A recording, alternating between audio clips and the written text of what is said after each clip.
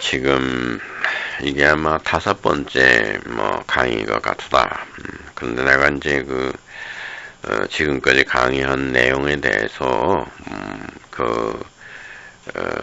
연관된 그런 자료들 내가 가지고 있는 거, 책 뭐 이런 것들을 따로 내가 문서화 해가지고 제1강의 때는 그 내용과 연관된 참고 문헌들은 뭐뭇이다. 또 제2강의 때는 뭐다. 이렇게 해서 내가 지금 오늘 하는 다섯 번째 강의까지 내가 가지고 있는 중요한 자료들 이런 것들을 명시하는 문서를 내가 만들려고 그래.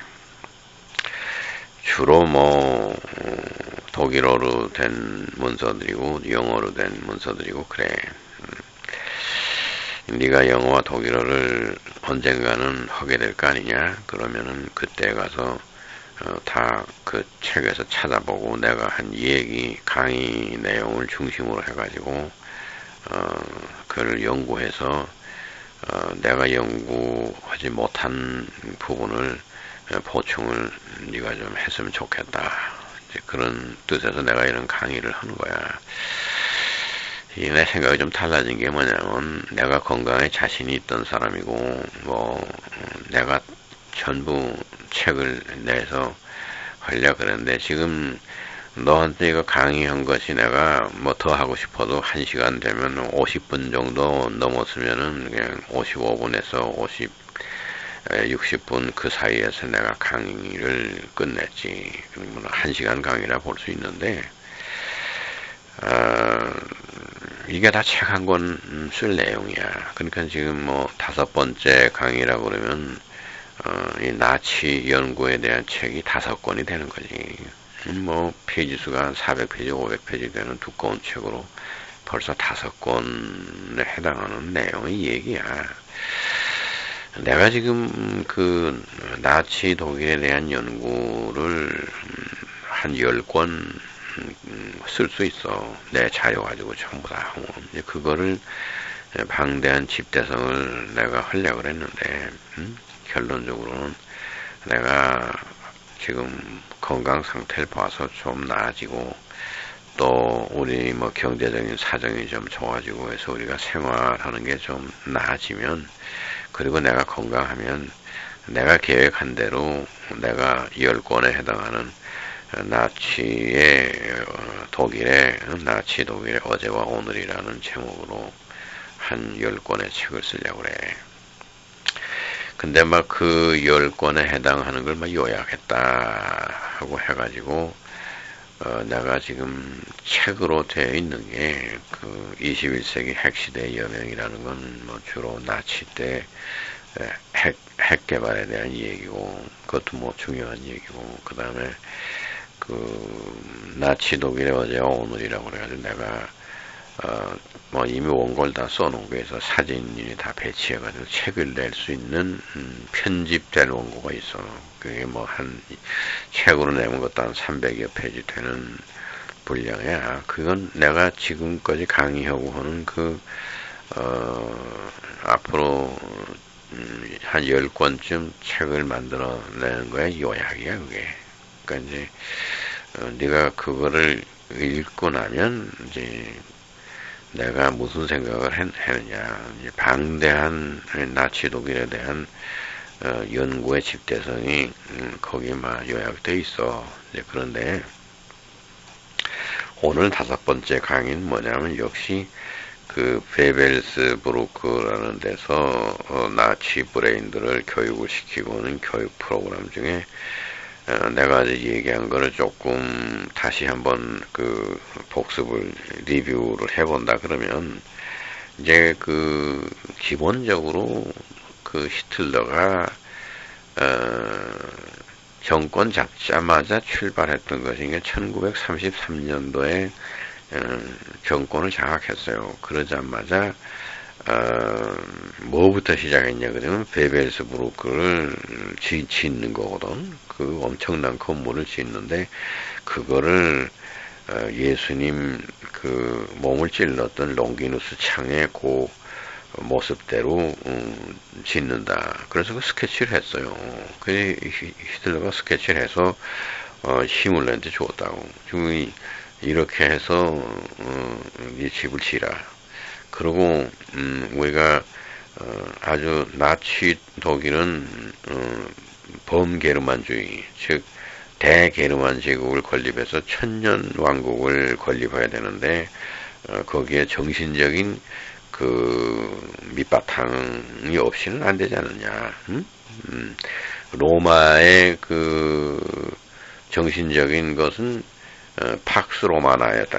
팍스 로마나라는 게 그때 라틴 말로 뭐냐면 로마의 평화야. 그러니까 그 넓은 로마 땅덩이를 차지해가지고 어디든지 평화롭게 해준다. 우리가 로마에 사는 사람들만 평화로운 게 아니라 저 멀리 있는 중동 지방의 이라크, 이란 거기 그땐 페르시아라고 그러는데 그 페르시아까지 또 인도 북부 지방까지 뭐 알렉산더 대왕이 쳐들어갔던데 뭐 유럽의 제일 꼭대기에 있는 브리타니아 그러니까 이제 영국이지. 그런데 또 그다음엔 뭐 이집트 남쪽으로는 이래가지고 그 북부 아프리카 이런데 이르는 광활한 로마 판도 내에서 평화롭지 않은 데가 없다 이거야. 아주 평화. 뭐 그때 당시는 세계 평화지. 그게 유명한 팍스 로마나라는 거야. 그러니까 로마의 평화다 이거야. 그 라틴 말로 팍스가 평화야. 피스, 영화 피스. Peace of the Roman Empire. 영어로는 뭐 그렇게 되어 있는 거지. 그러면 이제 로마 제국의 평화다. 그거를 이제 그 팍스 로마나의 그걸 위해서 보면 기독교인들을 탄압해야 돼. 왜냐하게 되면 로마에서 정치적으로, 종교적으로, 뭐 여러 가지 제도적으로 거대한 로마 제국의 평화를 유지하려고 하는 데에서 제일 거침떨이고 시끄럽고 평화롭지 못한 데가 이게 기독교인들야. 그래서 기독교인들이 모여서 자꾸 딴소리하고 팍스 로마나에 그 따라오지 않고 뭐 하늘나라의 질서가 따로 있다. 뭐 우리나라는 뭐 하늘나라의 평화를 구한다. 뭐 자꾸 그래가지고 로마의 정치인들과 로마의 집정관들이 내세우는 팍스 로마나에게는 자꾸 방해되는 얘기를 한다. 그래서 이제 그게 기독교 탄압의 제일 중요한 거야. 그렇게 된 건데 뭐 그 얘기를 하면 또 로마 시대 얘기를 해야 되니까. 그러면 이제 신성 로마 제국을 하겠다. 그래서 이제 그동안 1000년이 조금 못 되는 940, 50년 동안 일으켜온 독일 국민들의 손으로 유지해왔던 천년 왕국이다. 그게 이제 신성 로마 제국이다 이거야. 그게 이제 19세기에 들어와서 19세기 초인 1806년에 나폴레옹 때문에 막을 내렸지 않냐. 그러니까 히틀러는 1933년에 정권을 잡았을 때 이거는 신성 로마 제국의 부흥이다. 이제부터 게르만 민족에 의한 대게르만 제국이라고 얘기를 하는데 이거는 한때 우리가 1000년 거의 뭐 50년은 못 모자라는 1000년을 일으켜왔던 천년 왕국의 그거에 다시 하는 거다. 재흥이다. 이렇게 이제 생각하다 보니까 우선 팍스 로마나 같은 그런 그 무슨 정신적인 밑바탕을 베이스를 깔지 않고서는 어렵겠다. 그것이 뭐냐면 베벨스부르크에다가 그 예수님의 그 정신으로 그리스도의 가르침, 그 주기도문에 있는 거, 하늘나라의 그 뜻이 하늘에서 이루어진 것처럼 이 땅 위에서도 이루어지이다. 그 뜻이 뭐겠어? 예수님의 뜻이야. 그 예수님의 마음가짐, 예수님의 뜻한 바가 하늘에서 이루어진 것과 마찬가지로 이 지상에서도 이루어졌으면 좋겠다. 예수님이 제자들에게 가르친 기도문 속에 들었다 이거야. 그건 뭐냐? 이제 그거를 우리가 한다 이거야. 그래서 이제 철두철미한 예수 그리스도의 정신, 거기에 붙어 있는 뭐 유대적인 요소 이런 거 뭐 다 빼버리고 예수님이 유태인 그 계보에서 아브라함과 다윗의 자손에서 나왔다 손 치더라도 유태인과는 상관없다 이거야. 이제 이러한 그 마르키온 교단의 생각을 이어받아 가지고 초대교회 때 일인데 이제 우리가 나치 독일에서 아주 완벽한 예수 그리스도에 의한 예수 그리스도의 정신과 그 가르침에 입각한 그런 신성 로마 제국을 만든다. 이렇게 된 거야. 그래서 이제 그것은 이제 우선 마르키온 복음서를 가르쳐야 되고, 응? 그리고 그 다음에 뭐 바빌론에서 내려왔던 그런 정신 문화 이거를 또 가르쳐야 되고. 그 다음에 뭐 이집트 이런 데서는 뭐 거기서 소위 그때 당시 가톨릭 교회에서 손대지 않았던 거, 또 유태인들이 배척했던 거, 이런 이론들을 총망라 해가지고 그 베벨스부르크에서 교육 프로그램을 만들었다 이거야. 그 다음에는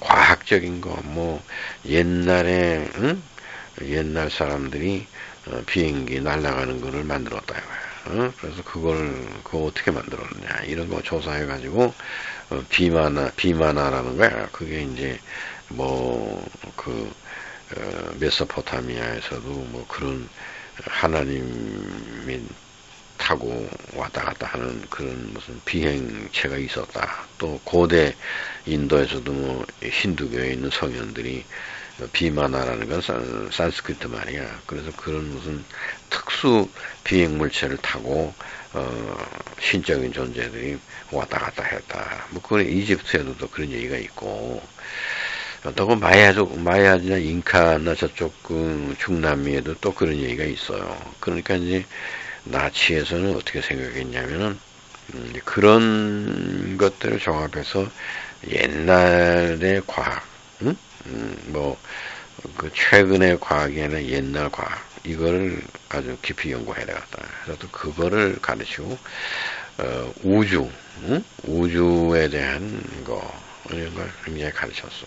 그런데 이제, 오늘 이 강의에서 1934년에 히틀러가 그런 생각을 해서 방대한 소위 대게르만 제국에서 사는 국민들은 이러이러한 거를 배워야 된다 해서 이제 필수 과목처럼 생각했던 거를 우선은 자기를 추종하는 몇만 명 나치의 고위 관직을 앞으로 부여할 사람들에게 필수 과목으로 가르쳤다 이거야. 이 커리큘럼이 말하자면 마르키온의 복음서고 바빌론의 그 역사고 고고학자들이 밝혀낸 거고 고대 인도와 중국과 옛날 것쯤 뭐 4,000년, 5,000년 전에 있었던 그때 당시 과학적인 거와 이런 거 연구와 우주에 대한 연구와 이런 것이 말하자면 그 필수 과목에 속했다. 이제 그런 거야.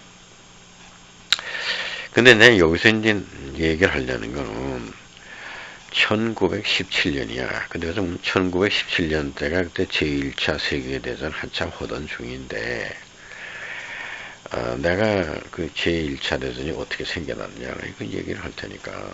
1914년 6월 20일인가, 뭐 6월 24일인가, 잠깐 그 정확한 날짜는 뭐 어디 인터넷에 들어가 보면 있는데, 문제는 1914년 6월 달에 말하자면 합스부르크가에 제일 마지막 그 왕세자가 있었다고. 이제 왕이 될 말하자면 황태자야. 그 사람 이름이 페르디난드야. 이 페르디난드가 그때 당시 한 뭐 30대 초반이었어요. 그때 이제 마리아 테레지아라는 여왕이 있었고, 그 밑에 또 여왕의 아들이 있었고, 말하자면 이 페르디난드는 마리아 테레지아 여왕의 손자다 이거야. 그래서 이제 마리아 테레지아가 집권했던 장소는 비엔나다 이거지. 비엔나의 쉔부른 궁이니 뭐 굉장해요. 뭐 유럽에서는 그 궁으로서는 어마어마한 규모고 아름답기로 최고봉이야. 뭐 프랑스의 벨사유 궁전보다 크게, 왜냐하면 그 신성 로마 제국의 그 수도가 프라하에서 비엔나로 또 옮겨왔거든. 그래서 이제 합스부르크가의 중심지가 비엔나고, 그 이제 비엔나의 그 슈엔브룬 궁전에서 마리아 테레지아 여사가 말하자면 오스트리아와 헝가리와 체코, 지금 오늘날 이 세 나라의 그게 다 한 나라였다고, 같은 나라였어요. 그래서 이제 거기서부터 뭐 독일도 전부 다 손을 쓰고 하는데, 독일은 뭐 여러 그 귀족들이 뭐 400 몇 개 귀족들이 개인 플레이들이 하고 있었고, 그 중에 제일 강한 게 프러시아의 뭐 프리드리히 대왕이야. 그래가지고 프리드리히 대왕이 좀 뭐 몇 개의 그 성주들을 제압해가지고 좀 큰 나라를 만들었지. 그래서 이제 프리드리히 대왕은 독일을 전부 다 통일하려고 그랬는데, 합스부르크가에 있는 비엔나까지도 제압해가지고, 말하자면 그 히틀러 비슷한 생각이야. 독일 제국이라는 걸 하고 싶었는데, 그때 이제 여러 가지 여력이 모자라서, 그래서 이제 프러시아만 가지고 대왕이 됐다 이거야. 그러면 그때 이제 내가 얘기하는 18세기 부터 얘기를 하자면, 말하자면 독일에는 뭐 거의 독립해서 지낸다고 하는 프러시아 국가라는 게 있었고, 그 프러시아 주변에는 뭐 바바리아니 뭐니 뭐 웨스트팔리아니 뭐 드레스덴에 뭐니 뭐 해가지고, 거기는 또 무슨 작센이니 뭐 해서 여러 주가 있어가지고 다 거기 성주들이 있었어. 그래서 독일이 이제 가면 뭐 여러 군데 그렇게 오페라 하우스니 뭐 콘서트홀이 많은 게, 귀족들이 다 따로따로 자기 마음대로 했으니까는 이제 자기 권한을 가지고 막 노예들을 부리고 해서 다 그런 건축물들을 세우고 했어. 그게 독일이 뭐 굉장히 지방 분권처럼 된 거지, 그때 당시로는. 통일된 게 아니니까. 이제 그렇게 됐고, 또 프랑스는 갈리아라고 그래가지고 또 자기네들 하고, 그러니까 그때 합스부르크가의 소위 그 통치력이 손을 못 썼어. 못 쓰고, 자기네들이 손 쓸 수 있었던 지역이 말하자면 오스트리아하고 헝가리하고 체코 뭐 이 정도라고, 폴란드만 하더라도 뭐 손을 못 뻗쳤다고. 그러면 그 다음에는 이제 독일 북부 지역에는 프러시아가 있어가지고 프리드리히 대왕이 뭐 통치하고 밤낮 싸웠어. 마리아 테레지아하고 프리드리히 대왕은 뭐 러시아하고도 밤낮 싸우고, 그 마리아 테레지아의 그 소위 오스트리아 거기 합스부르크 그 왕가들하고도 싸우고 뭐 프랑스하고도 싸우고. 그러니까 이제 프랑스, 스페인 뭐 이런 게 뭐 영국 이런 거 다 따로따로 이렇게 자기네들끼리 세력도 있었고, 러시아대로 세력이 있고, 또 그 오스트리아와 헝가리, 체코 왕국, 합스부르크 왕국이지. 그것대로 또 세력이 있고, 프랑스에 또 뭐 루이 14세니 그건 또 이렇게 해서 이제 유럽 대륙이 크게 막 프랑스의 루이 14세가 다스리는 거기 뭐 스페인도 붙었어. 뭐 이탈리아도 거기 붙은 거나 마찬가지야. 그게 됐고, 오스트리아와 헝가리와 체코가 또 붙어서 마리아 테레지아라는 여자가 다스리는 합스부르크 영향권의 지역이고, 또 독일은 프러시아의 프레드릭 대왕이 있어가지고 하고, 뭐 이렇게 됐어. 그리고 뭐 영국엔 또 헨리 4세 뭐 있어가지고 하고, 거기 뭐 마리아 슈투아트 뭐 그 여왕도 있고, 또 러시아엔 뭐 카타리나 2세라는 또 여왕이야. 거기도 뭐 여자 황제야. 짜르가 여자야. 근데 이러한 세력 다툼에 아주 소위 춘추 전국시대라고 말할 수 있는 유럽도 뭐 전쟁이 끝이지 않는 뭐 이런 시대가 있어가지고 17세기, 18세기가 그렇게 돼가지고 19세기로 들어왔다 이거야.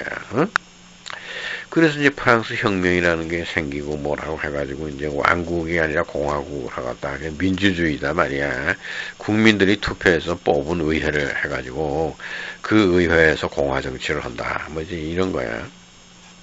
이런 것들이 대두되고 할 때 20세기 초에 와서 합스부르크가에서 이제 앞으로 왕이 돼가지고 그 오스트리아와 헝가리와 뭐 체코는 물론이고 유럽 한도 전체를 나폴레옹의 뒤를 이어서 하겠다는 그런 앰비션을 가진 사람이 이제 페르디난드 황태자인데, 사람이 자기 부인하고 말하자면 1914년 6월 달에 거기에 말하자면 뭐랄까 휴가 가는 거 자동차가 있었어요. 그 뭐 우에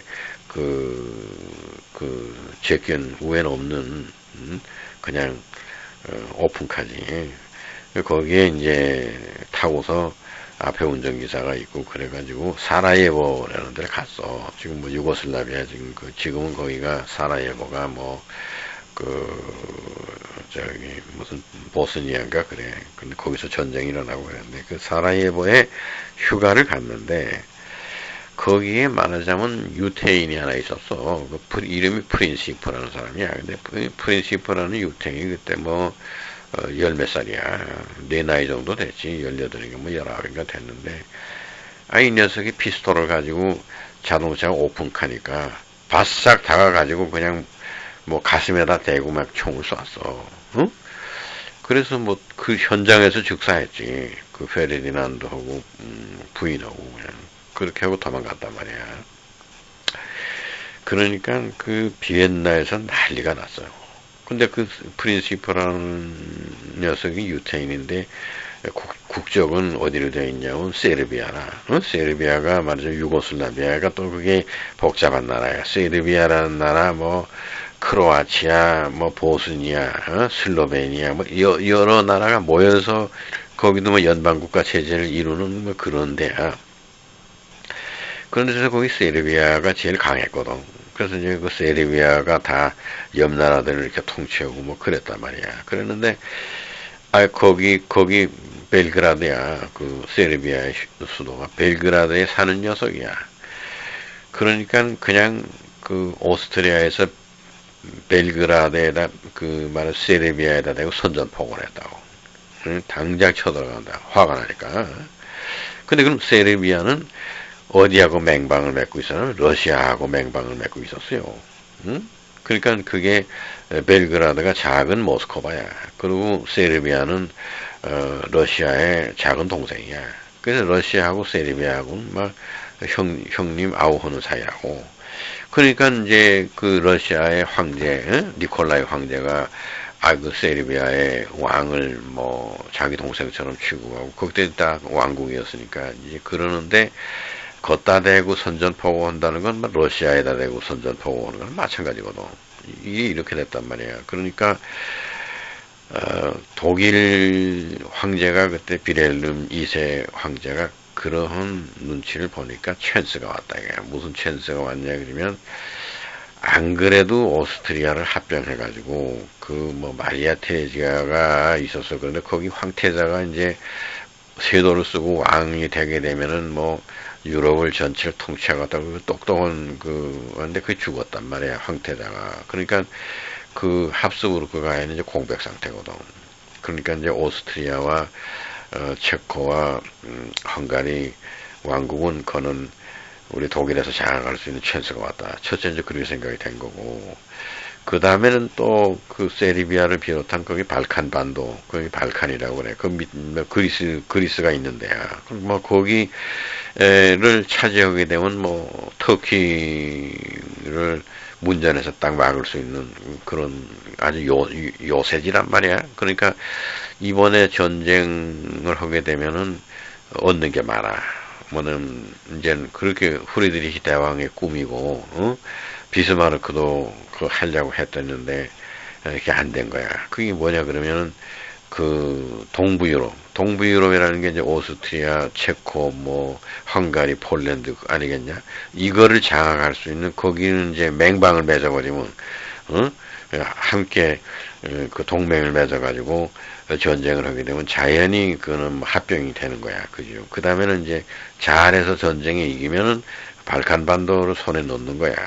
이제 이런 식으로 하게 되면은 아마 독일이 통일이 되겠다. 그 신성 로마 제국을 이거 되찾을 수 있겠다 말이야. 이런 생각이 있어가지고 오스트리아하고 맹방을 맺어가지고 세르비아에다가 선전포고한 거를 독일에서 다시 선전포고를 했어요. 그래가지고 우리 독일과 오스트리아 그 합스부르크 제국은 독일 왕국과 합스부르크 왕국인 오스트리아 헝가리 체코 왕국은 합해가지고 말하자면 동맹을 맺어가지고 러시아, 세르비아 두 나라에 대해서 선전포고한다.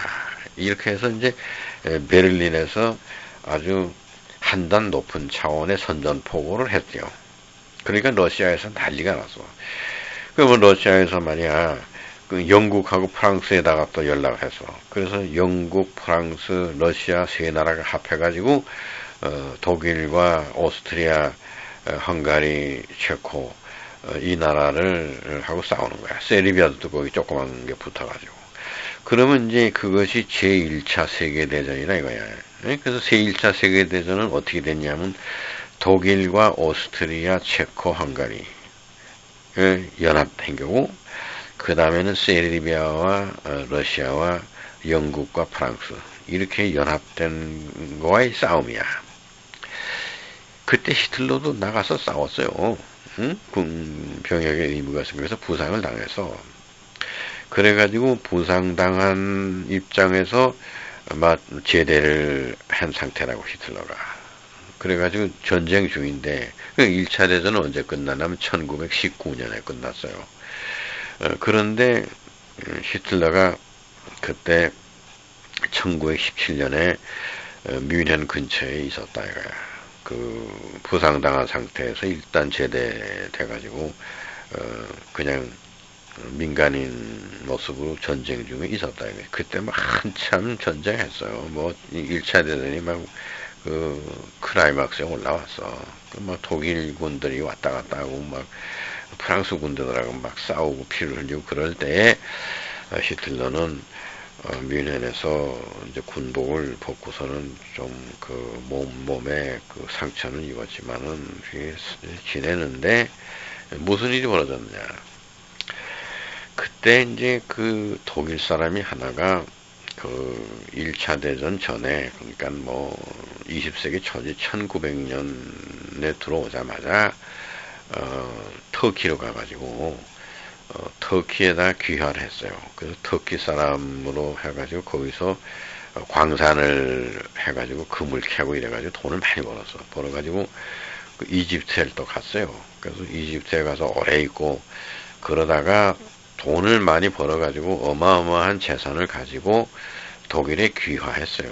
그게 이제 1차 대전 나기 직전이야. 그러니까 뭐 1914년 초야.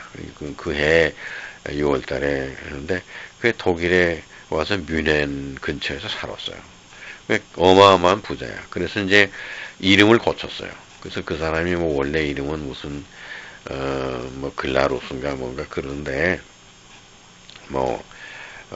무슨 폰을 붙이면 귀족이야. 응? 그래서 폰 세보텐도르프라는 이름을 붙여가지고 무슨 프라이헤어 폰 세보텐도르프라 그래가지고 이제 자기 스스로 막 귀족이라는 칭호를 돈 주고 샀어. 그래가지고 아주 큰 집, 큰 성 같은 거를 사가지고 거기서 사는데 그 사람이 이제 히틀러하고 알게 되고 만나고 그랬어요. 그 사람은 또 어떻게 해서 히틀러가 만났냐 그러면 그때 다 1차 대전 끝나기 직전에 하우스호퍼라고 하는 독일 사람이 일본에 가가지고 일본말을 연구해가지고 일본의 그 동경 제국대학을 졸업을 해서 거기서 박사학위를 받았어요. 그래서 이제 일본어를 일본 사람처럼 해. 그래가지고 일본 사무라이 옷 이런 거 입고 일본 정신으로 무장하고 그래가지고 일본에서 오래 있다가 중국도 가고 우리 한국도 들려봤다고 그래. 그때 당시 한국이 형편없었으니까 일본의 속국이니까 그래가지고 중국까지 가서 티베트니 그런 데까지 여행을 하고서 뮌헨에 와서 말하자면 역사지리학과의 교수가 됐어요. 근데 역사지리학과 교수 중에서 주로 동양 지리와 동양 역사를 가르쳤어. 뭐 일본어를 잘하니까. 이제 그래가지고 일본을 굉장히 높이 평가하는 사람이었어요. 그 사람하고 이 폰 세보텐도르프하고 아주 가까운 사이였다고. 이 폰 세보텐도르프는 돈이 많고 하우스호퍼는 지식이 많은 사람이야.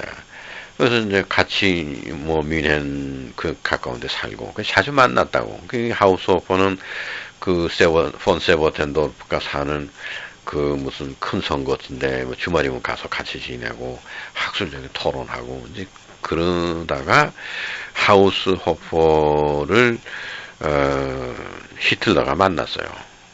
만나가지고 이제 일본에 대한 얘기를 많이 들었고, 그리고 이제 그 하우스호퍼는 뭘 가르쳤냐면은 여러 가지로 그 신비스러운 얘기를 뭐 티베트에서 지난 얘기 뭐 해가지고 했는데 그때 이제 뭐냐면 오랫동안 내려오는 그 전설이라 그럴까 그게 연금술 학자들이 가지고 있었던 것 중에 뭐냐면은 현자의 돌이라는 게 있어. 아주 그 필로소피컬 스톤이야. 그게 뭐냐면 필로소피라는 게 철학자지. 필로소퍼스 스톤이야. 그게 까만색 돌인데 그 돌만 가지고 있으면 뭐 만병통치약이야. 그리고 그 다음엔 뭐 무슨 성공만 해요. 아주 운이 굉장히 좋아지는 거야. 그 어디 그 땅속에 깊은 데서 찾아낸 돌이거든.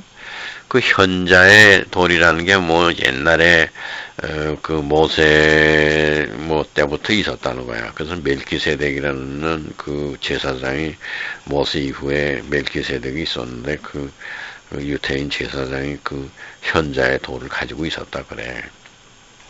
그래서 그 현자의 돌이라는 게 이제 여기저기로 그게 소유주가 바뀌고 이제 그러던 중에 말하자면 그게 폰 세보텐도르프의 손에 들어왔다 이게야. 그래가지고 이제 그 현자의 돌을 그때 뭐 그 폰 세보텐도르프가 가진 게 진짜였냐 가짜였냐 그건 모르겠는데 이제 그 신비스러운 이 얘기 이걸 이제 하우스호퍼가 쭉 얘기를 하면서 그 폰 세보텐도르프와 하우스호퍼는 두 사람 다가 티베트에 가서 몇 년 있었는데 그 티베트 사람한테 들었다 이거야. 지구 속안엔 비어있고 그 비어있는 속안에 아주 찬란한 왕국이 있고 거기가 뭐 샹그릴라라는 그 이름을 가진 그 아주 그 말하자면 무슨 그런 아름다운 유토피아와 같은 이상향이 이 지상에서는 있을 수 없는 그런 최대로 평화롭고 아름다운 도시가 있다 이거야. 그 지하에. 이게 그 현자의 돌이라는 건 거기서 나온 거다 이런 얘기지. 거기에 있는 뭐 몇만 년 그 문화가 앞선 데서 그 돌을 만들었다 그런 거지. 그래서 그 돌 안에는 우주 에너지가 거기에 농축돼 들었고 뭐 불일이라는 무슨 그런 에너지가 나와요. 그래서 이제 그 에너지로 사람이 혼자서 둥둥 떠다닐 수도 있고 중력을 무력하게 만들어 가지고 떠다닐 수도 있고 뭐 몸에 병난 거를 그 돌로 쓰다듬으면 병균들이 다 죽고 뭐 그런 아주 특이한 에너지가 담겨 있는 그 돌인데 그게 거기서 그 샹그릴라에서 나온 거다 이런 얘기야. 이제 그거를 폰 세보텐도르프는 티베트에서 얻었다 그런 거지. 그 현자의 돌을. 그러니까 뭐, 유럽에 있던 멜키세덱이 뭐 그런 데서 유럽에서 내려오는 그 현자의 돌 말고, 폰 세보텐도르프는 그 티베트에서 그거를 이제 구했다. 이런 얘기야. 그래가지고 이제 하우스호퍼도 그런 얘기를 하는데 실제 그런 현자의 돌에 대한 그런 무슨 능력이라든가 뭐 작용이라든가 이런 걸 모르니까 이제 궁금하니까 세보텐도르프 찾아가서 그 현자의 돌을 만져보고 뭐 한지 뭐 이런 분위기로서 1914년 그 1차 세계대전이 벌어질 때 직전에 그런 만남이 있었다 이거야. 그런데 그래서 이제 세보텐도르프의 주선으로 하우스호퍼에게 얘기를 해가지고 자주 폰 세버텐도르프와 하우스오퍼가 가서 만나고, 뭐, 음식도 먹고 커피도 마셨고 했던 그 카페 이름이 쇼팽하우어야. 그거는 이제 니체 선생님인데 쇼팽하우엘이. 쇼팽하우엘이 거기서 살았다 이런 얘기지. 그래서 그 카페가 됐어. 그 집이. 그래서 그 산장이야. 아주 높은 산장인데 뭐 기가 막히게 경치가 좋은데야. 거기서 쇼팽하우어가 살고 묵상하고 철학 공부하고 그랬는데 그 집을 카페를 만들고 음식점을 만들었다 이거야. 그래서 이제 카페 쇼팽하우어예요. 내가 이런 걸 연구한 지가 오래됐는데, 네가 내가 가르쳐준 인터넷의 동영상에 보면은 그런 걸 다 이렇게 만들어가지고, 뭐 그 간판이 그렇게 생기지 않았는데, 지금 그런 걸 다 뭐 카페 쇼팽하우어도 만들고, 거기다 배우들을 뭐 등장시켜서 폰세버텐도르보다 하우스오퍼다 뭐 해가지고, 모이고 하는 거를 다 이제 이렇게 연출을 하고 해서 그래서 만들었는데, 그거 만들어서 한 것이 최근이야. 뭐 2006년, 2007년도고 내가 그 연구한 거는 하고 오래된 거지. 그 자료가 다 있어가지고 내가 2002년도에 글을 쓴 나치 독일의 어제와 오늘이라고 해서 글을 다 써놓은 거에 그 얘기가 다 나와.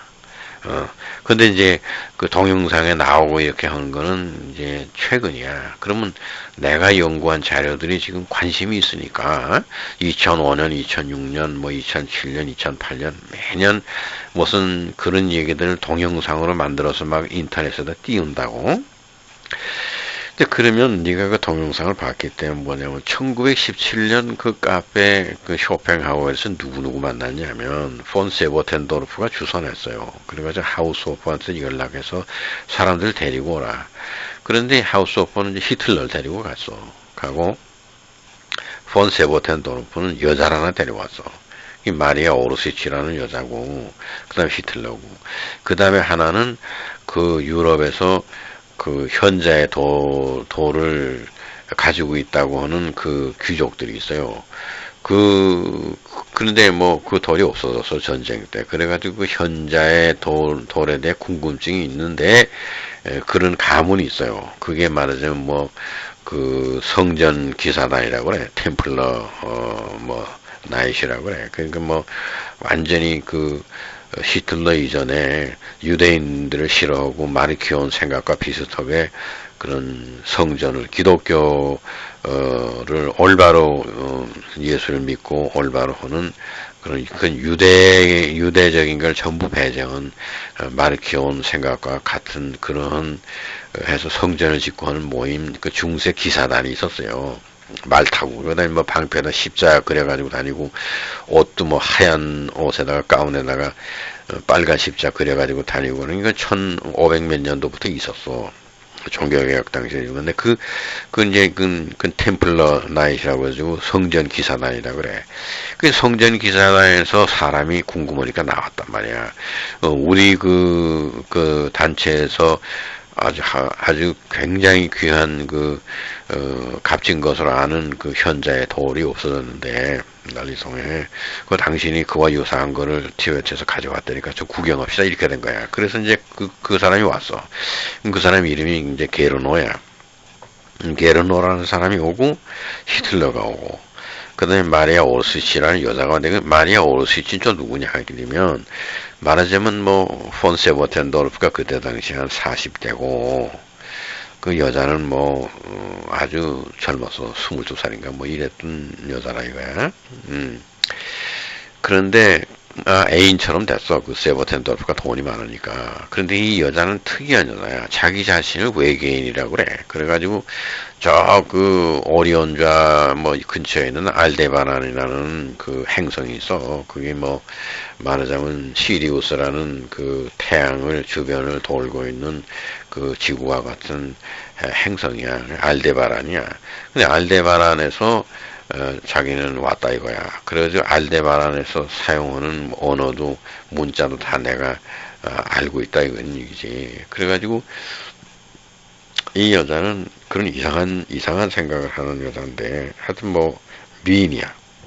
그래서 이제 폰 세버텐도르프가 어떤 그런 뭐 여자에 대한 매력이고 그래서 젊은 여자 데리고 살고 뭐 좀 섹슈얼한 면에서 좀 재미도 보고 뭐 그런 면도 있을 것 같지만은 그 마리아 오로시치의 이런 그 외계인적인 생각, 우주의 생각, 여기에 심취했어요. 그래서 이제 폰세버텐도르프는 그 알데바란의 자기도 우리 게르만 조상이 전부 알데바란에서 온 게 아니냐. 그럼 이 여자는 무슨 얘기냐 그러면 지구 속이 비어 있는데 벌써 뭐 몇백만 년 전에 뭐 300만 년, 400만 년 전에 알데바란 사람들이 그 UFO를 동그랗게 생긴 비행 물체를 타고 왔다는 거지. 와서 뭐 지구 속으로 들어와서 거기서 이제 문화를 하고 했는데 그 왜 그랬냐면 그 알데바란은 태양이 점점 커지면서 말이야. 시리우스가 커지면서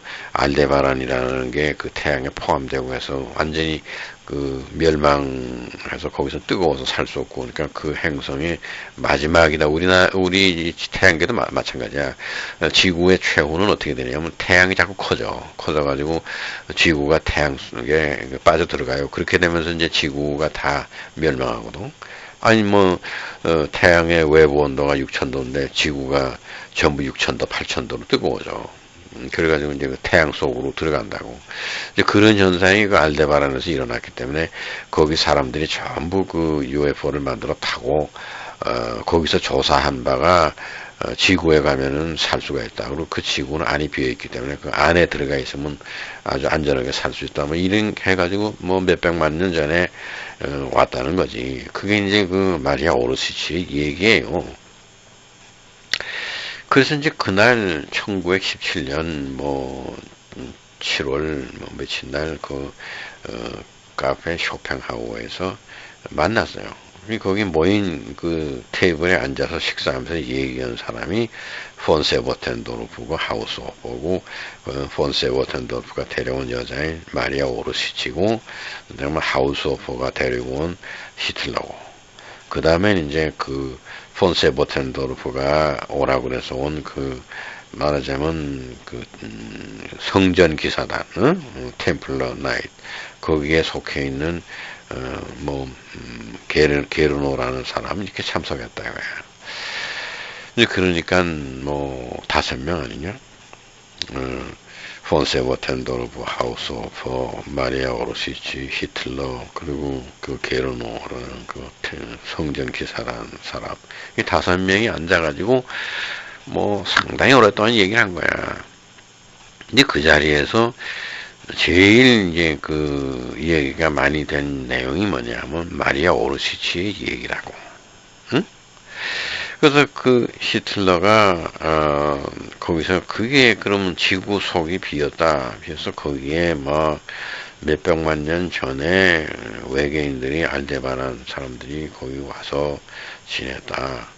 이 마리아 오르시치라는 언니가 그 아리안족이다 이게야. 그래서 인도의 그 조상이 아리안족인데 그거는 그 지하에 있는 알데바란 사람들이 지상으로 올라와가지고 인도에서 가르치고 뭐 그런 거다 이거지. 그러니까 이제 게르만 민족의 조상이 말하자면 그 아리안족이다 이거야.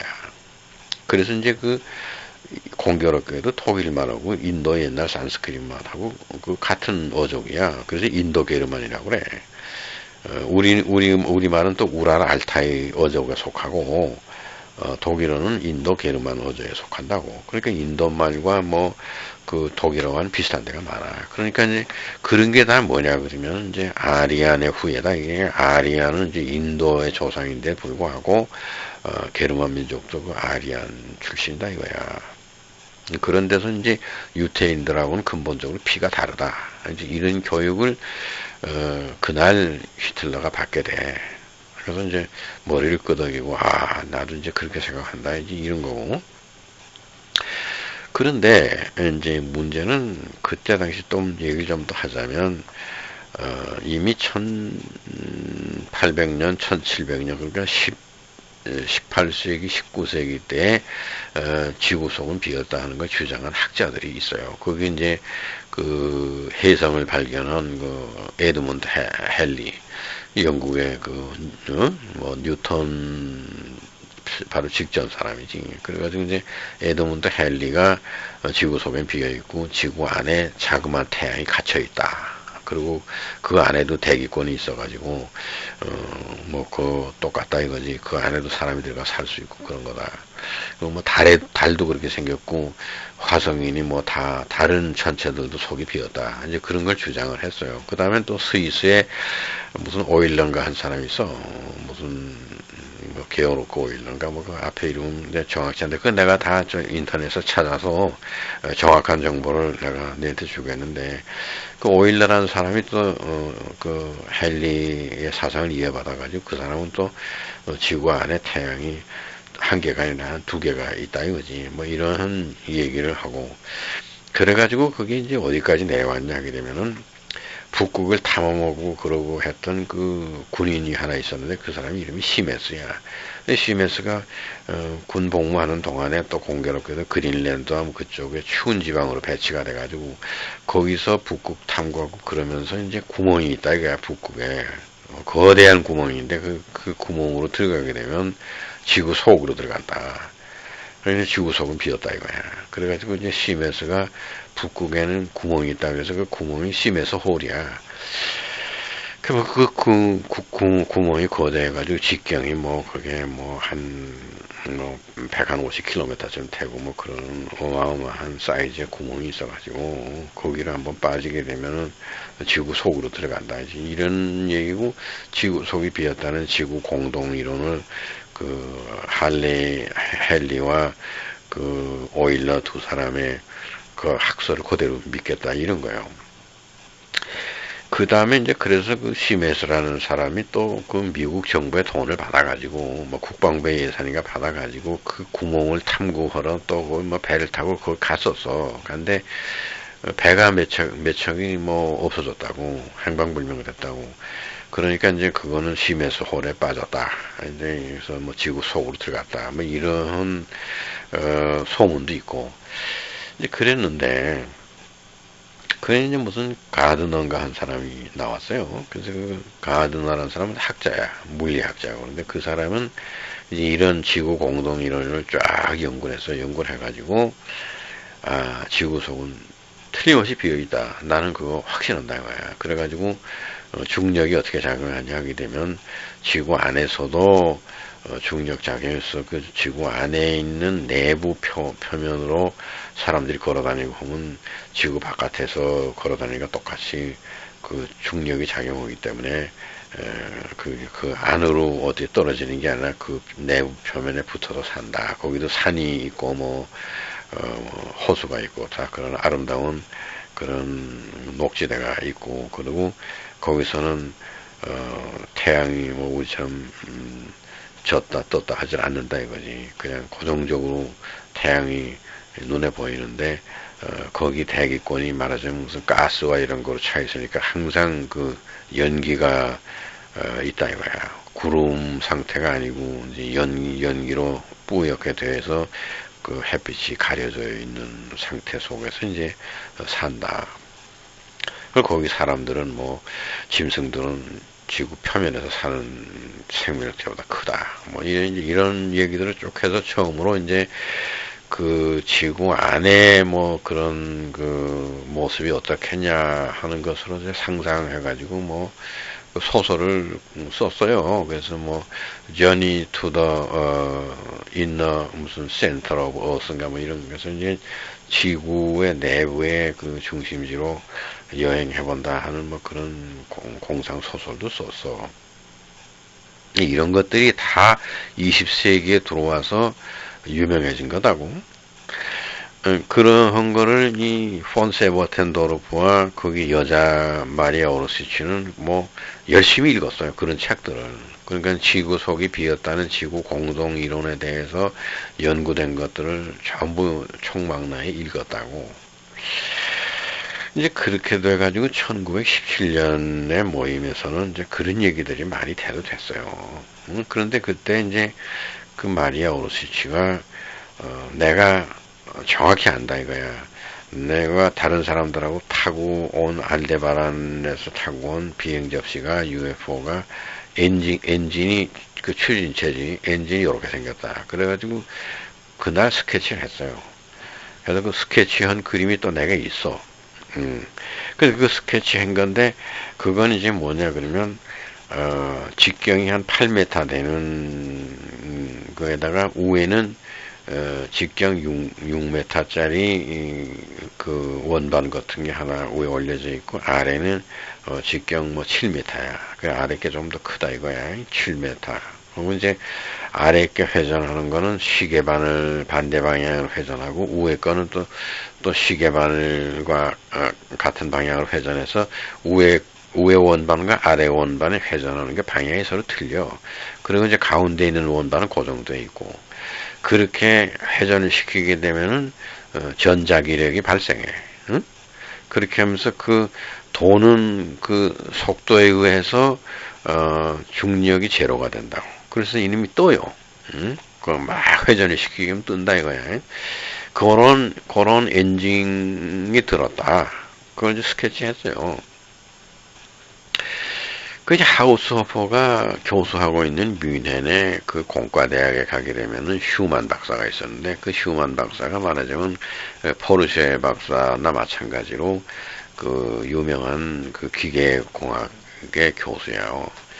그래서 그 슈만 박사에게 그 마리아 오르시치가 드로잉한 그 스케치를 가져가서 설명을 하면서, 이게 가능하냐. 그러니까 슈만 박사가 가능하다 이거야. 그래가지고 이제 그걸 그러면 한번 만들어서, 그 둥그런 물체, 그때는 뭐 비행접시라는 말이 없었으니까 둥그런 물체를 한번 만들어서 그걸 한번, 중력을 무중력화 시켜서 이렇게 둥둥 뜨게 올라가게 한번 할 수 있느냐. 그러니까 내가 만들어 본다. 그렇게 된 거야. 그렇게 가지고 1900 그 중간에 뭐 여러 번 모임이 있고 그 만남이 있고 전부 그랬어요. 그런데 이제 그래가지고 1919년에 우리가 이렇게 5명만 모이지 말고 5명의 모임을 이걸 확대해가지고 협회를 구성합시다. 이렇게 이제 세보텐도르프가 돈이 있으니까 폰 세보텐도르프가 그렇게 해서 한 것이 툴레 계절샤프트라고. 이게 툴레라는 건 뭐냐 그러면 그린랜드 어디 북극에 그 가까운 그 지역 이름이 툴레야. 그 지금도 뭐 스키 뭐 이런 거 만들고 스웨덴에서 만드는데 그 로고가 툴레 스키가 최고야. 그래서 이제 그 툴레라는 그 인터넷에 들어가면 뭐 스키 그 생산하는 회사 이름으로 그 스웨덴 회사가 유명해. 그죠? 그 툴레라는 게 그 추운 지방의 그 그린랜드의 한 지역 이름인데, 그 툴레라는 이름을 따가지고 북극이다. 예, 북극에 거기에 뭐 비어있고, 그리로 내려갈 수 있고, 그러니까 그 바로 구멍이 있는 북극의 구멍, 심해서 홀이 있는 바로 옆에, 가까운 데가 그 그린랜드의 그 북부 지역의 그 끝털인데, 거기가 뭐 툴레다. 그래서 우리는 툴레를 연구하는 협회다. 그래서 이제 툴레 계절샤프트라는 걸 만들었어요. 그게 1919년이야. 내가 또 그 자료가 다 있어. 그 툴레에 만드는 역사가. 그 이제, 그래가지고 그 협회에서 다달이 모임을 가졌어요.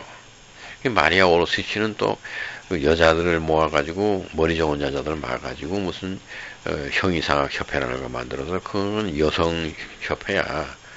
여성 무슨 학술협회야. 그런 걸 만들어가지고, 이제 뭐, 바빌론 연구하고, 뭐 메소포타미아 연구하고, 뭐, 해서 이게 지구에 한 5,000년 된 문화 전체를 연구하는 그런 모임을 했다고. 거기에 물론 히틀러도 그 회원이야. 1919년대부터. 이렇게 돼가지고 이제 20년, 1919년에 이제 1차 대전이 끝났다. 끝나서 이제 독일이 완전히 망했지. 오스트리아하고. 그래가지고 이제 베르사유 궁전에서 뭐 항복 문서에 조인했는데, 절대로 이제 독일 판도 내에서 군대 조직을 허용 안 한다. 뭐 한다. 그 연합군들에게 뭐 그 보상금을 얼마씩 준다. 뭐 이런 거에 대한 그 조약을 맺었어. 이제 그런 게 1919년에 있었거든. 그게 이제 파리 평화회의라는 거야. 근데 이제 그렇게 돼가지고 우리는 그 1919년 그때에 그 일본을 반대하는 3.1 운동이라는 게 일어났다고. 근데 그것도 뭐 우연의 일치가 아니야. 그냥 그렇게 됐는데, 그 1919년에 그 툴레 게젤샤프트가 생겼는데 거기서 주로 가르치는 거는 외계에서부터 아주 고도로 발달한 문명이 지구는 비었는데 비어있는 속으로 들어와서 거기서 뭐 100만 년이 넘었다 이거야. 어? 그래서 이제 지구 바깥으로 나오는 모든 이런 문화적인 얘기는 다 지구 속에서부터 출발한 거고, 에덴 동산이라는 게 지구 안에 있었던 거다. 그리고 여호와 하나님 뭐 이런 게 다 알데바란에서 온 말하자면 인간들이다 이거지. 근데 그 과학이 발달하고 그러니까 하나님으로 인정받게 모세고 뭐고 다 가르치고 한 게 다 알데바란에서 온 아리안 쪽에 말하자면 머리 좋은 과학자들이다 이제 이런 얘기야. 이제 이렇게 돼가지고 그런 것만 주로 연구하는 그런 학술 단체가 생겼다. 그래가지고 이제 둥그런 비행 물체를 만드는데 그거를 옌자이츠 훌룩 초익이라 그래가지고 JFZ야.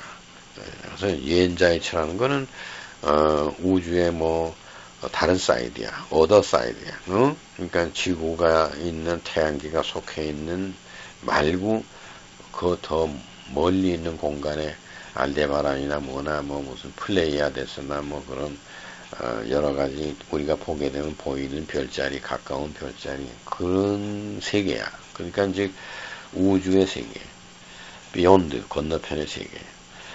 이제 그러한 것이 옌자이츠야. 어? 태양계를 벗어난 다른 행성계, 그게 옌자이츠다 이거야. 거기로 왕래하는 날아다니는 비행 물체, 그 옌자이츠 훌룩 초익이야. 그래서 이제 J 옌자이츠는 독일말로 J로 시작하니까 JFZ 이렇게 이제 해서 그 둥그런 그 비행기 없이 이름이 JFZ라고 그걸 만들었어요. 슈만 박사가 만든 게 언제냐면 1924년이야. 만들어가지고 그 툴레 게젤샤프트의 사람들에게다가 내놨어요. 테스트 플라이트를 한다. 그러니까 그때 당시 공군에서 뭐 1차 대전 때 나가서 싸움도 하고 했던 그 파이로트가 있었어. 그 사람이 이제 로타르 바이츠인데, 로타르 바이츠라는 사람이 파이로트 비행기 이걸 뭐 조작하면서 자네가 그 둥그런 비행 물체인 이 JFZ를 이제 그걸 운전하는 파이로트야. 그래가지고 이제 휴만 박사가 하라는 대로 스위치 넣고 해가지고서 이제 이게 공중으로 떴는데 한 뭐 60m인가 올라갔어요. 올라가가지고 우에서 좀 비행하다가 어디 잘못해서 소용돌이 일으키고 있는 낙하에서 추락했어. 그럼 뭐 60m 정도에서 추락했으니까 이제 로타르 바이츠는 좀 부상을 입었는데 뭐 생명에는 이상이 없었어요. 그래가지고 이제 그건 실패작이야. 이제 그렇게 돼가지고 1924년, 25년 뭐 쭉해서 1933년 히틀러가 정권 잡을 때까지 그 소위 JFZ라는 거는 계속 개발하고 연구를 했을 거 아니겠냐. 그 뭐 슈만 박사님은 해가지고 그 툴레 게젤샤프트에서 아주 그게 아주 굉장히 중요한 관건이야. 그래서 그걸 만들 수 있느냐, 만들면 우리가 그걸 타고 알데바란에 갈 수 있느냐, 뭐 이런 거 그 말이 어르시지 또 나는 거기서 온 사람이니까 가보고 싶은 게 그거다. 그래서 이제 열심히 그 툴레 게젤샤프트에서는 그거를 개발을 하는데 돈을 그때 당시에는 이제 폰세보텐도르프가 다 됐다고 돈이 없으니까. 이제 그래서 여러 가지로 그 툴레 게젤샤프트의 모임은 계속 하면서 폰세보텐도르프가 자기 그 개인 돈을 넣어서 그 둥그런 비행 물체인 JFZ를 개발을 계속을 하는 그런 단계에서 히틀러가 아마 정권에 올랐다 이지 정권을 잡았다 이거야. 정권을 잡으니까 히틀러는 뭐든지 할 수 있잖아. 그러니까 이제 1904년도에 그 베벨스부르크라는 걸 지라 우리가 나치 이념을 거기서 가르쳐야 되겠다. 이제 그러면서도 무슨 생각이 또 있었냐면은 툴레 게젤샤프트에서 밤낮 듣고 했던 지구 안에 속이 비었다. 지구 공동설 이거를 또 가르쳐야 되겠다 프로그램으로. 그리고 지구에 있는 문화와 이거는 아틀란티스니 뭐 레무리아니 이런 데 옛날에 있었던 문화는 전부 외계 문명이다 이거야. 그래가지고 이제 그런 거를 가르쳐야 되겠다. 그래서 이제 프로그램이 또 하나가 이게 지구 공동선을 가르치고 티베트를 또 사람을 보내고 그 베벨스부르크에서 이제 졸업을 단계 온 사람들은 티베트에 보내고 그래서 거기 있는 성직자들로부터 지하의 세계에 대한 정보를 듣고 돌아오고 뭐 이렇게 해서 이제 지구 공동설과 지구 속에 있는 고도로 발전한 문명에 대해서 배워야 된다. 이제 그게 또 지구 속에는 인도와 게르만 민족의 조상인 아리안의 혈통이 쭉 내려온다. 그래서 아넨 에르베라는 거야. 아넨 에르베라는 게 독일말로 무슨 얘기냐면 아넨은 조상이냐.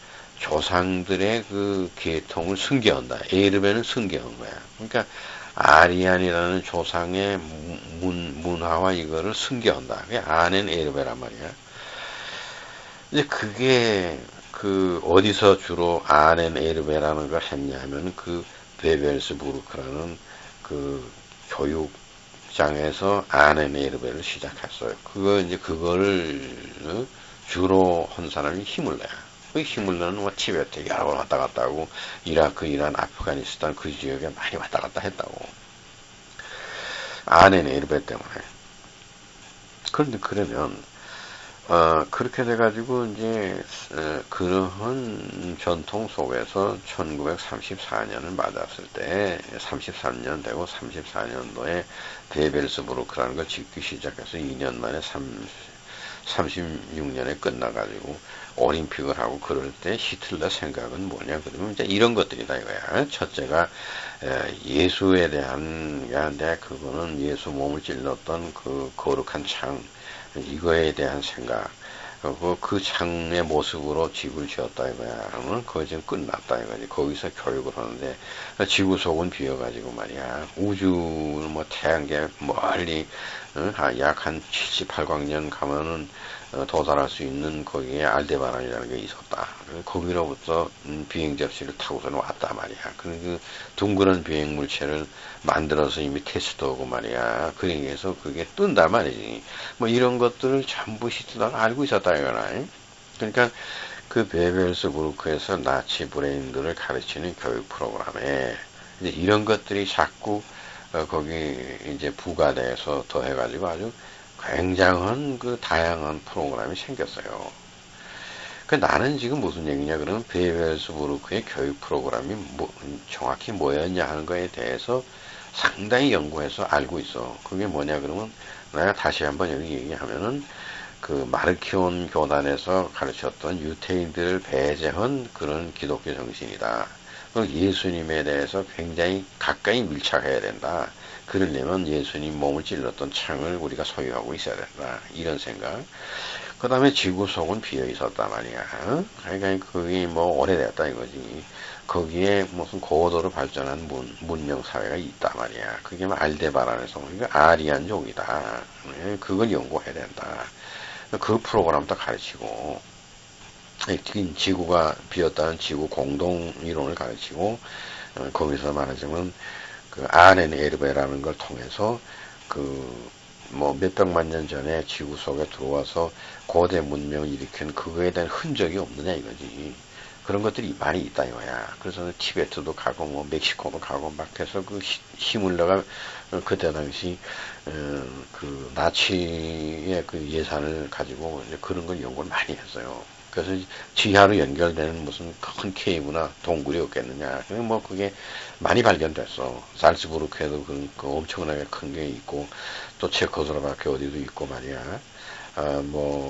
저기 멕시코에도 있고 칼리포니아에도 있고 뭐 많아. 그 티베트에도 있고 중국 어디도 있고 그래서 이제 그런 소위 지금 오늘날 인간으로서는 만들 수 없는 거대한 동굴이 있어요. 도저히 그 만들 수 없는 그런 자연 발생적으로 되어 있는 동굴이 있는데 그게 자연 발생적인 게 아니고 아리안족들이 이미 지구에 들어와서 바깥으로 나오는 통로를 다 이렇게 만들어 놨다 이거지. 그러고서 이제 언제부턴가 차단해버려서 바깥에 있는 인간들이 그 안으로 들어와서 성가시게 굴지 않도록 그렇게 다 해놨다. 이제 이런 거예요. 그래서 이제 그러한 지하의 세계로 내려가는 통로에 해당하는 굴들을 찾아라. 뭐 이제 이런 것도 해서 그 베벨스부르크에서 그런 게 어디 있겠느냐 하는 조사도 오고 사진도 막 찍고 이런 거야. 그 다음에 아틀란티스 문화가 이게 분명히 외계 문화다. 그래서 아틀란티스 연구해야 된다.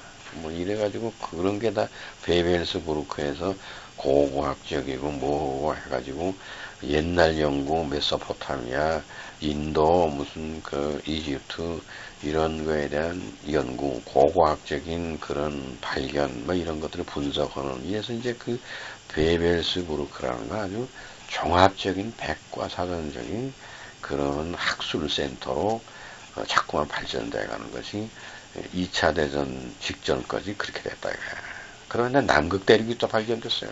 그래가지고 남극 대륙이 발견된 거는 그 이제 탐험이 시작되는데 그 이제 1938년도 2차 대전 나기 한 1년 전부터 히틀러가 막 배를 막 엄청나게 큰 거를 만들어서 막 여러 차례 보냈어. 그래서 남극 대륙을 또 개발을 했다고 이런 것들이 전부가 다 제2차 세계대전 일어나기 전에 그 모든 거의 산실이 어디냐면 베벨스부르크라는 그 1934년도에 히틀러가 드로잉 해가지고 지라고 한 그 건물이다 이거야.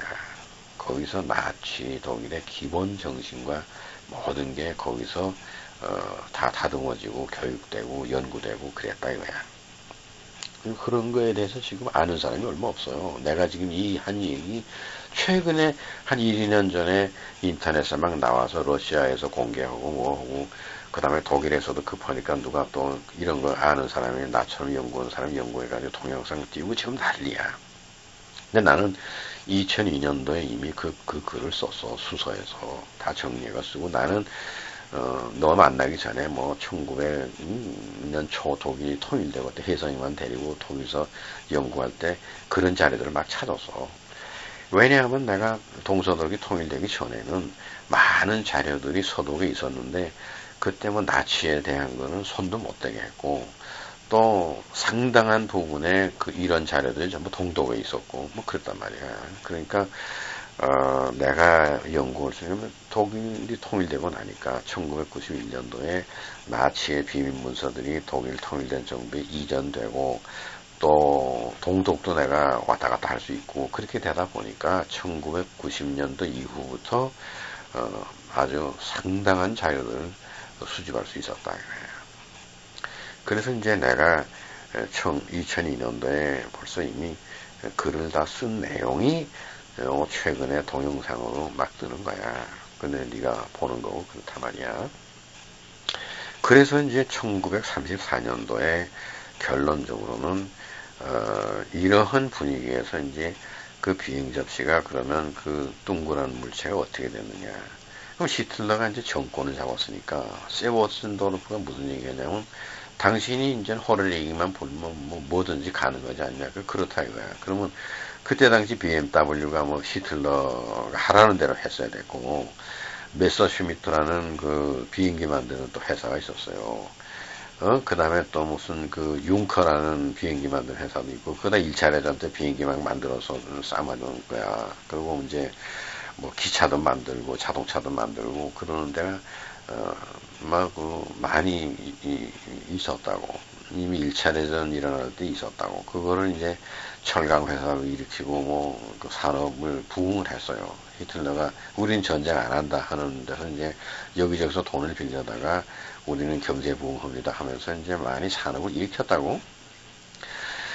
그때 마리아 오르시치가 무슨 얘기를 했냐면 우리에게 이 둥그런 비행 물체를 계속 연구하고 만들 수 있는 걸 뭐 호세버텐도르프가 개인적으로 돈 내던 거에 이게 한계가 있으니까 이거를 히틀러가 정권을 잡았으니까 이 툴레 게젤샤프트에서는 그동안 학술적으로 연구했는데 이거를 공장을 지어가지고 이거를 대량 생산할 수 있는 시스템을 갖춰주셔 하니까 히틀러가 예산을 지출했어요. 그래가지고 여기저기다가 그 돈을 내라 이래가지고 해서 그 지금도 BMW라든가 융커라든가 뭐 무슨 튜센이라든가 철강회사 튜센 또 뭐 있어요. 그 만이라든가 MAN이야 만이라는 그 철강회사도 있고 크루 브란드도 있고 뭐 있어요. 예, 그런데 그 지금 그때 당시 1930년대 히틀러가 정권 잡아서 33년도에 그 장부 1933년, 44년, 36년 뭐 이때까지 장부에 보면은 돈 지출이 어마어마하게 많아. BMW에서 지출인데 거기에 돈 지출한 항목에 그냥 내용을 안 쓰고 JFZ다. 그렇게만 썼어. 그건 이 옌자이츠 플룩소익을 만드는데 지원하라 그런 얘기야. 그래서 이제 그때 인더스트리에서 장부에 기입해서 돈을 지출한 게 어마어마해. 그 돈을 모아가지고 베를린 옆에 브란덴부르크라고 하는 우리 여기 같으면 뭐 서울 같으면 분당쯤 되는데 그런 정도 떨어진 곳에 브란덴부르크라고 있어. 거기다가 아라도라고 하는 그 공장을 설립하고 마리아 오르시츠가 거기 사장이야. 사장이 여자들만 한 60명 거기다 고용했어요. 그 사진도 그 동영상에 잠깐 나와. 그 여자들이 말이야, 그 무슨 판때기 큰 거에 놓고서 뭐 드로잉하고 그런데 쫙 여자들이 앉아서 드로잉해. 그게 아라도야. 아라도에 60명 여자들만 근무했는데 거기서 뭘 했냐면, 그, JFZ, 옌자이츠 플룩소이. 그거를 계속 개발했어요. 그래서 그 다음에 고쳤어. 그거를 이제 옌자이츠 플룩초이크는 뭔지 모르니까 룬트 플룩초이크나 그래서 RFZ로 바꿔서 앞에 J를 R로 바꿨다고. 룬트라는 건 둥그렇다는 거죠. 그러니까 우주 비행 물체다 하는 이름을 둥그런 비행 물체다. 이래서 이제 RFZ로 해서 그 시리즈로 만들어냈는데 거기에 이제 히틀러가 말하자면 그때 당시 국가 예산을 지출할 수는 없으니까 그 히틀러가 뭐 명령은 그때 절대 권한이 있었으니까 BMW, 뭐 융커, 뭐 포케, 크룹, 뭐 튜센, 뭐 등등 이런 중공업이야. 철강 내지는 뭐 비행기 아니면 탱크니 뭐 기관차니 자동차니 이런 거 만드는 회사들에게다가 전부 히틀러가 명령을 떨궜어요. 근데 너희들이 돈을 좀 내라 말이야. 왜냐면 RFZ라는 거 이걸 해야 되겠다 그런 거거든. 그래서 이제 아라도 공장을 만들고 거기에 이제 그 진두지휘는 마리아 오르시치가 한다고.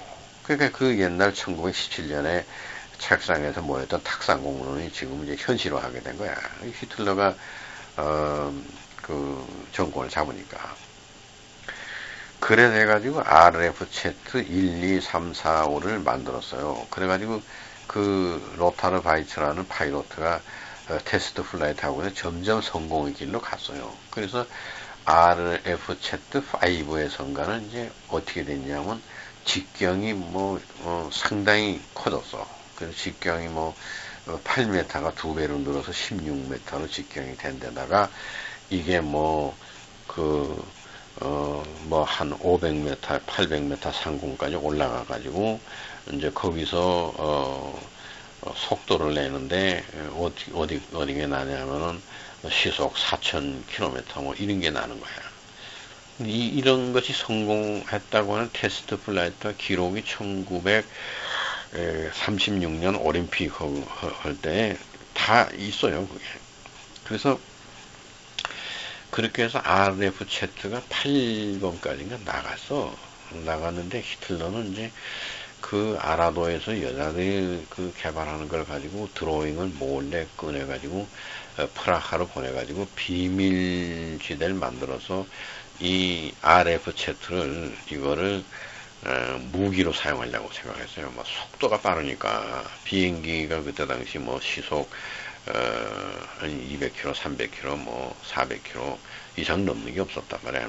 많이 빨라야 시속 500km인데 이게 뭐 1000km만 가더라도 대단한 건데 뭐 시속 4000km, 뭐 5000km로 하니까 이거를 특수 비행 물체로 해서 거기다가 무슨 기관총이니 뭐를 무기를 장착해 가지고 그 전쟁 때 사용해야 되겠다. 이런 생각으로 비밀리에 프라하에서 개발을 했어요. 근데 그때 이제 어떤 사람이 있었냐면 샤우베르거라는 사람이 있었다고. 이제 러시아에서 발표한 것 중에 비행 접시를 만들고 하는데 결정적인 공헌을 한 사람이 샤우베르거야. 그러니까 이제 샤우베르거라는 사람은 기가 막힌 사람이에요. 그 샤우베르거에 대한 내 연구와 그 사람의 자료와 그 사람이 쓴 글과 그게 많아. 내가 다 있어요. 샤우베르거는 컴플리터가 있어.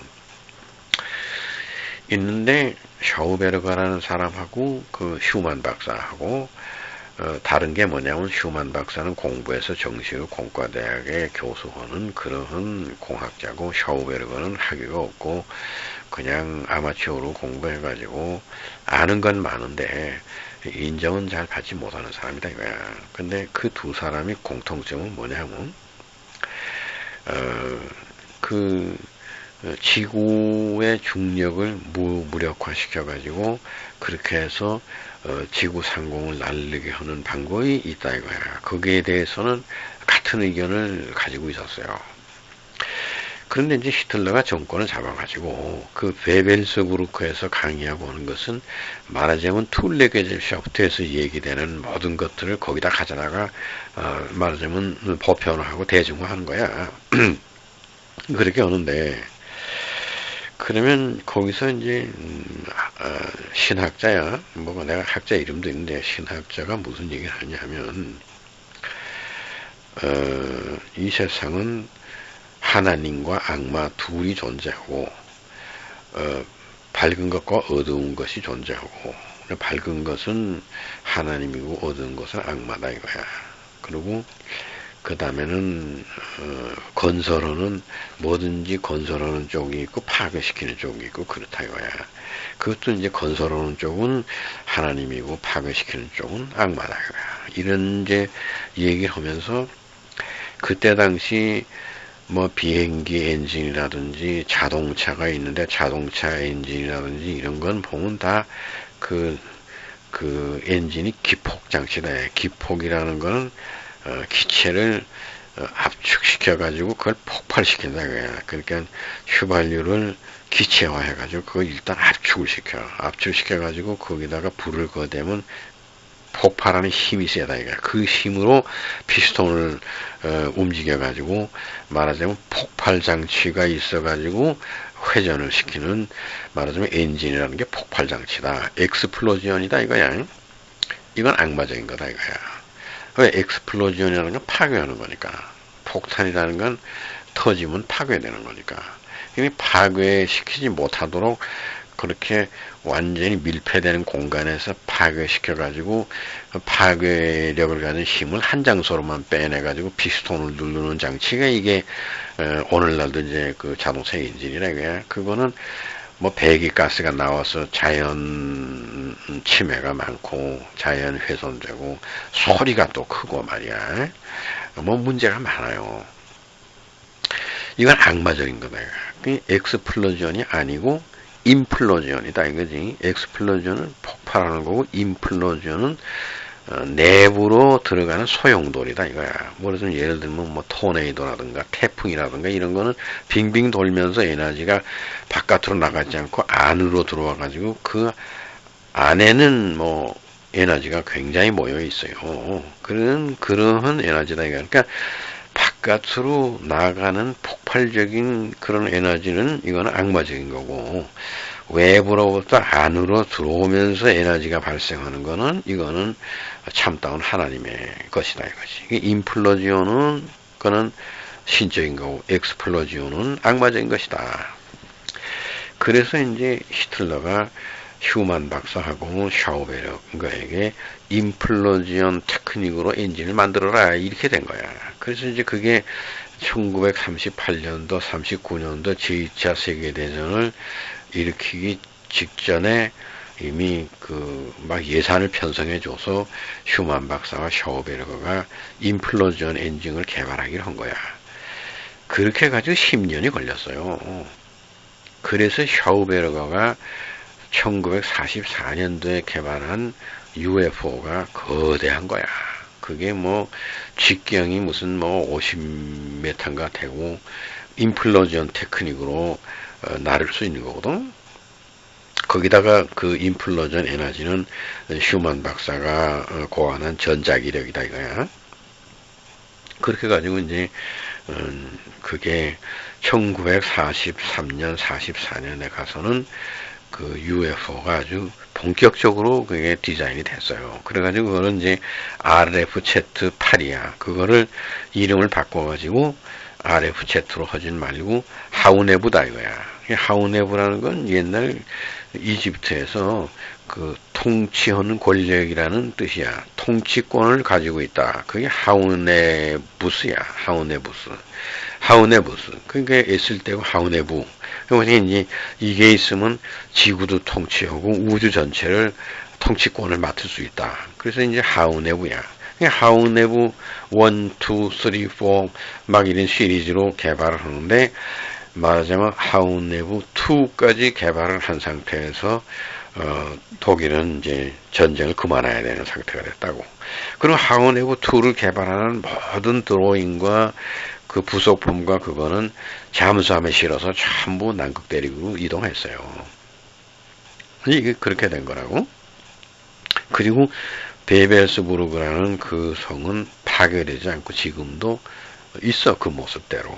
그러니까 독일 가게 되면 거기 한번 우리가 가봐야 되고, 이제 이렇게 해서 말하자면 나치 독일이 전쟁하는 중에 뭐 로켓도 개발하고 뭐 기가 막힌 무기들을 많이 개발한 중에서 가장 중요한 거는 그 마리아 오르시치가 알데바란에서 조상인 아리안들이 타고 왔다 하는 그 비행물체가 말하자면 우주 비행물체다. 그래서 JFZ라는 걸 드로잉을 그렸고, 그게 한동안 JFZ가 히틀러가 정권 잡은 다음에 여러 산업체들이 돈을 내가지고 브란덴부르크에다 아라도라고 하는 그런 공장을 만들어가지고 그 본격적으로 생산을 하고 있었다 이거야. 그래가지고 전쟁을 할 때에는 이미 히틀러가 선전포고하고 전쟁할 때에는 남극 대륙의 기지가 다 완성된 상태고, 응? 하우네부도 그게 굉장한 달까지 왔다 갔다 할 수 있는 그게 뭐 그때 당시 우주라는 개념에 뭐 제일 그 초보적인 게 달에 가는 거야. 근데 뭐 달까지 왕복할 수 있는 게 하우네부 2야. 그 하우네부 3는 뭐 화성까지 왕복할 수 있다 하는 걸 다 만들었어. 1945년도 때. 그러니까 어떻게 되냐면 지상에서 유치원 방법으로 무기도 굉장히 많은데 말하자면 뭐 그 총 쏘고 뭘 하고 이런 식으로 싸움하는 게 아니라 우주 공간에다가 무기를 띄워가지고 거기서 뭐 미국 대륙 전체를 불받아 낼 수도 있고 이런 것도 개발하고, 달에다가 기지를 건설하고, 화성에다가도 기지를 건설하고, 그래가지고 태양계 내에서 말이야, 응? 보면 지구가 아무것도 아니야. 지구 하나를 불덩어리로 만드는 거 간단해. 뭐 그렇게 해서 지구 하나 없애버리고서도 뭐 다른 행성에 가서 살 수 있어. 근데 뭐 화성을 갖다가 아니면 금성을 갖다가 지구처럼 살 수 있는 데로 바꿔가지고 하고 지구는 그냥 없애버리고 뭐 이렇게 할 수 있는 실력까지 있는데 뭐 싸움을 하냐. 그러니까 이제 싸움하다 스톱한 것은 계속 싸우려고 하면 얼마든지 할 수 있는데 나치의 그 브레인들이 다 안전한 데로 옮겨갔다 이거지. 남극 대륙으로. 그리고 독일 병사들 전방에서 싸우는 그 밑에 부하들이나 남아있고, 우에 뭐 지도 계급들은 다 독일 판도 떠났는데, 뭐 명령 계통도 없고 뭐 없잖아. 그런 데서 뭐 노르만디 상륙 작전이고 이렇게 오는데 싸우겠다는 놈이 있어. 그냥 독일 군대들이 싸움 안 하겠다 그런 거니까 히틀러는 젊은 애들을 내세워서까지 아직도 뭐냐면 그 준비할 게 많거든. 응? 다가오는 우주 전쟁, 응? 다른 차원의 전쟁을 실현화하는 데서는 준비할 게 많거든. 그 독일 판도내에서 남극 대륙을 옮길 것도 많고. 그러니까 이제 히틀러는 마지막까지 그거 다 해야 되니까. 그러니까 이제 젊은 애들을 막 뽑아서 막아라. 막 그리고 시간을 벌어야 되니까. 그렇게 하면서 거의 뭐 그 우주 개발과 비행 접시와 이런 거에 대한 거와 뭐 그거는 다 옮겼어. 그래가지고 그 베벨스부르크에 있었던 문헌들도 다 옮기고, 그리고 그 아라도 공장은 완전히 파괴시키고, 히틀러가 독일 판도를 떠나기 전에 아라도 공장 파괴시키고 지하 도시가 많이 있었어. 근데 그거 파괴 안 시켜서 놔뒀어. 지하 도시 그냥 다 놔두고, 또 베벨스부르크도 다 놔두고, 거기는 뭐 그냥 교육시킨 것밖에 없으니까 문서들과 거기서 뭐 얘기를 했던 거와 이런 것만 다 치우면 되는 거야. 그런 건 또 다 이미 시간이 있었기 때문에 남극 대륙으로 다 옮겨놨고, 그렇게 하면서 전쟁하면서도 다 그런 거 다 준비했어요. 그리고 막판에 남은 것이 이제 그 하우네브 3, 그거를 이제 페네민대에서 했거든. 폰 브라운 박사가 로켓 개발하고 V1, V2 개발하는 장소. 거기에서 폰 브라운도 같이 했어. 엄청나게 큰 사이즈의 직경이 한 120m 되는 하우네브 3를 거기서 만드는 걸 하다가 그걸 다 철수했어요. 그 다음에 시가형으로 되어 있는 그 비행 접시, 거기는 하우네브 2를 하나 장착하고, 그 하우네브 2는 직경이 한 36m인가 그래요. 그래가지고 그거 한 대 싣고, 그 다음에 그 RFZ에 해당하는 불일 1이가 불일 2, RFZ 5, 6에는 조그만 거 한 16m 직경 되는 거, 이런 거를 두세 개쯤 싣고, 그러니까 거기에 UFO를 한 5대쯤 실을 수 있어. 시가처럼 생긴 데다가. 그 길이는 한 120m야. 그래가지고, 거기다가 다 싣고, 이게 뜨는 거지. 근데 그 시가형은, 그거는 속도가 굉장히 빨라. 그 시속 4만 km. 그러면 이제 중력을 완전히 벗어날 수 있는, 중력을 벗어나서 우주로 마음대로 나갈 수 있는 그런 능력을 가진 시가형의 UFO 모선에, 거기다가 여러 대의 그 UFO를 싣고 가는 거지. 가가지고 어디나 화성이나 목성이나 어디 그 근처에 가서는 그 안에 있는 UFO가 내려가지고 착륙하고 해서 조사하고, 또 올라와서는 여기 타고 태우고. 왜냐면 그 안에 있는 것도 속력이 그렇게 빠르지 않으니까, 시속 12,000에서 2만 킬로 정도 나가는 거니까, 이것들을 싣고 시속 4만 킬로로 나가는 그런 엄청난 속도를 가진 그걸로 우주여행을 하는 거. 이런 거 다 디자인해서 만드는데, 한참 페네민대에서 제작하는 도중에 막 폭격 오고 거기 쳐들어오고, 그러니까 히틀러가 그거를 전부 다 분해해가지고 남극 대륙으로 옮기는데 시간이 없었어. 그래가지고 그렇게 해서 옮기고 몇 개는 또 남겨놓은 게 있어요. 그러니까 다 못 옮겼어. 그래서 연합군들이 거기 점령했을 때 알 수 없는 이상한 거야. 둥그런 거대한 그가 있고, 그 안에 내부 엔진은 다 없어졌지. 겉으로 말고 그 시가처럼 긴 것도 있었고, 근데 안에 있는 엔진들은 다 뜯어가고 없어. 그러니까 껍데기만 있는 거지. 그건 그냥 놔둔 채로, 폭파시키고 놔둔 채로 그냥 시간이 없으니까 철수했다 이거야. 그러면 히틀러가 지하에서 자살하고 그럴 사람이 아니야. 이런 걸 다 하고 마지막에 히틀러가 전공을 최종적으로 한 거지. 이제 새로운 차원의 전쟁, 그건 우주로부터의 전쟁이다. 이거를 우리가 준비해야 되는데, 이 지상에서 기관총 가지고 쏘고, 폭탄이나 터뜨리고, 고사포 쏘고, 이런 거는 이제 그만하겠다. 그렇게 해가지고, 최신형 무기들을 전부 실어 나르는 거를 하고, 남아있는 거를 전부 폭파시키고, 이런 거를 히틀러가 진두지휘하고, 최후의 순간까지 있다가, 4월 26일인가 27일에, 말하자면 준비되어 있는, 내가 얘기했던 아주 KG-200, 그걸 타고 크리스찬 산드로 가가지고 말하자면 잠수함으로 물 밑으로 해서 남극 대륙으로 가고, 그 남극 대륙에는 하우네브 2에서 하우네브 3 시가형 그 우주선 만드는 거에 대한 드로잉과 안에 중요한 엔진과 이건 다 글로 트랜스퍼 했으니까 거기서 새로 제작해 만들었다. 이것으로서 나치 역사에 대한 강의는 5번의 강의로 마무리하려고 그래. 그래가지고 이제 지금까지 내가 강의한 내용에 대한 참고문헌 그것들은 별도로 내가 문서화 해가지고 제1 강의에는 어떤 책, 제2 강의에는 어떤 책 이런 것들을 다 내가 명시를 해 놓을 테니까. 내가 건강만 유지하면 내가 다 계획한 대로 한다 이거야. 그래 만에 하나 무슨 사고가 발생하거나 내가 또 건강이 모자라서 힘이 모자라서 못하든가 그러면 네가 내 뜻을 좀 알고 있어가지고 이런 자료들을 다 네가 가지고 있다가 네가 능력이 있으면 이 연구를 네가 지속해 주길 바란다 이거지. 자 오늘 강의 이만하겠다.